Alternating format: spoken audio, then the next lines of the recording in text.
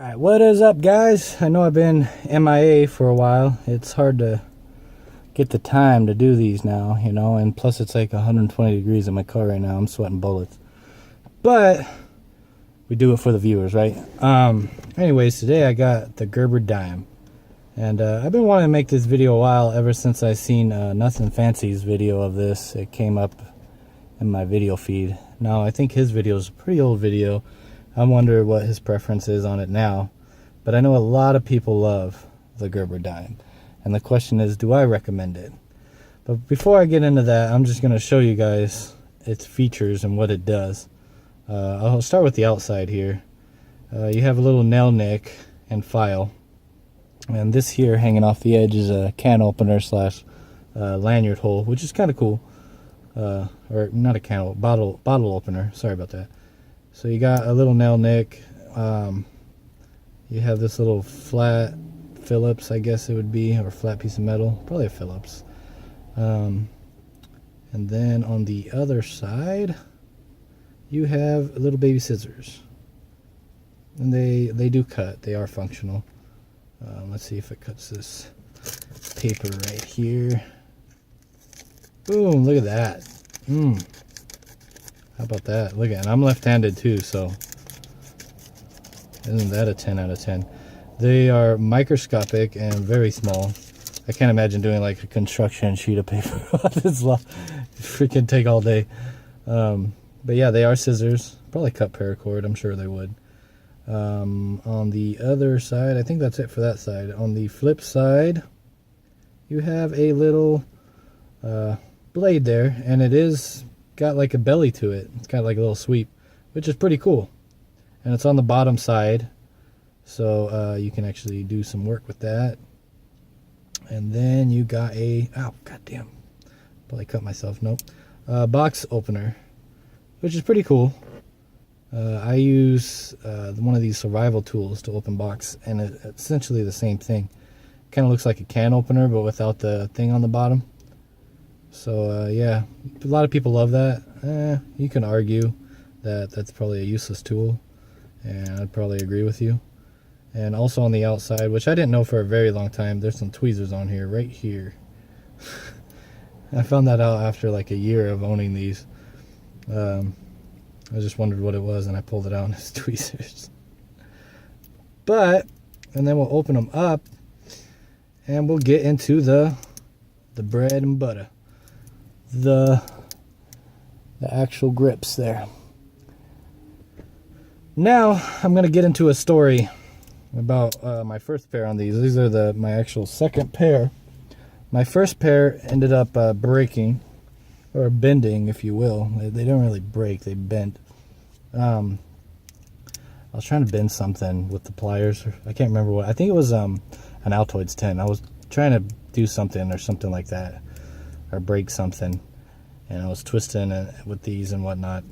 And you see how these stop right there, and it's closed here. Well, what happened was this bent all the way down to here, and pretty much what caused that is this tension bar. Let's see. I need to see if you guys are seeing that. There's a small, I can't tell if you guys can see that. There it is. There's a small tension bar. This one's sticking up right here. And it is small. I couldn't tell you how small that is. Wish I had a ruler, but it is small. It's about the size of this. So let's just say, picture this. You see how small that is?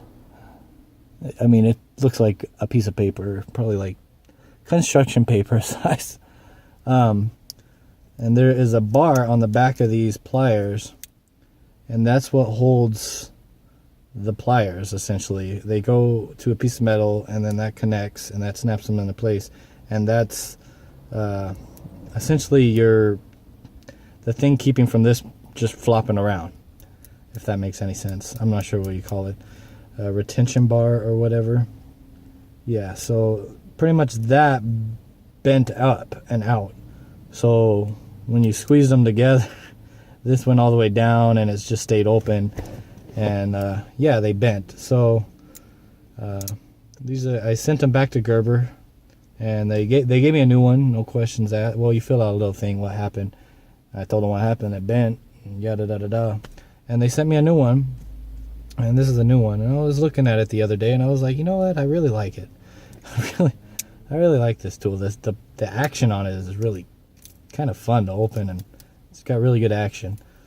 But then I noticed, I don't know if it's supposed to do this. Look at that. Wait. You hear that? You can like bend. I don't know if it's supposed to do that. Maybe it's like a hidden function. I doubt it. So like this is already broken again. And I don't want to tighten this bolt down because I'm sure that's where the tools lock into, maybe. I'm not sure. Maybe you could fix that by tightening the bolt. But either way, this is brand new, like essentially out of the box. I've never used this pair. But there's something already wrong with it. So would I recommend the Gerber dime? No. I can't stand it. It doesn't have enough cojones to do anything, really. And that is why a good option, and it's a lot cheaper, of course. This is probably made in China too, so I mean either way they're both China, you know. I carry these, and these you can find in the fishing section in Walmart. And of course it is bigger. It's got these ugly little plastic things, and it's pink. But I'm okay with my masculinity that I can rock some pink pliers. But it is a bit bigger. But I've been using these extensively, and I've done a lot of things with these. I need to oil them. I keep forgetting I need to oil them before I ruin them. And I haven't had any fail. You can consider this a fail on these, but the tools don't lock, and one of the back locking bars on them kind of bent out. But eventually it hits these bars up here, and it will stop. But I don't really need these tools to lock at all, you know. And it kind of keeps me from going on them, gripping on them too hard, because they kind of wobble back and forth, so you can't go crazy on them, which kind of keeps the tool intact. It's kind of like a safety feature.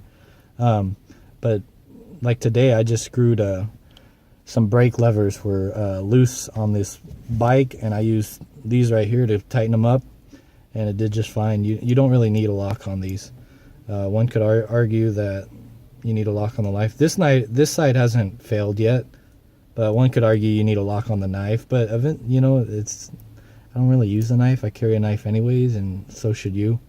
The saw is kind of useless, but the pliers, which are the main thing, are solid. And I've torqued on these, gripped on these.